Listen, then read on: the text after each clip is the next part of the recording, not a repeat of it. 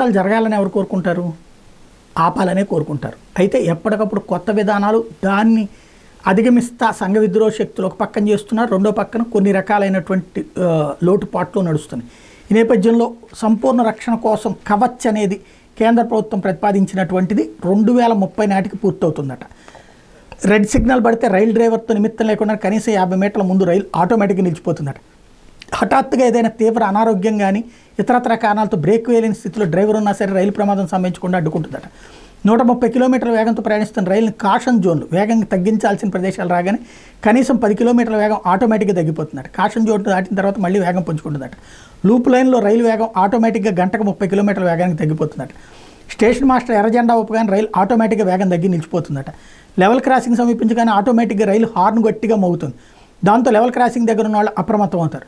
రైలు ప్రయాణంలో ఉన్నంతసేపు ఆ పరిధిలోని క్యాబ్ సిగ్నల్ పనిచేస్తూనే ఉంటుంది.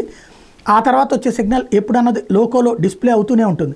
లేకపోతే రెడ్ హోమ్ సిగ్నల్ కనిపించగానే అంటే రైలు అత్యవసరంగా నిలపాలని సిగ్నల్ రాగానే రైలు ఆటోమేటిక్గా నిలిచిపోతుంది. అదే ట్రాక్పై ఎదురుగా 15 కిలోమీటర్ల దూరంలో మరో రైలు ఉందని తెలిసిన ట్రాక్పై అవాంఛనీయ వస్తువు లేదా ఇతరత్ర ఏదైనా ఉన్నట్టు గుర్తించిన వెంటనే రెడ్ హోమ్ సిగ్నల్ పడుతుంది. దాంతో రైలు ఆటోమేటిక్గా నిలిచిపోయేటటువంటిది.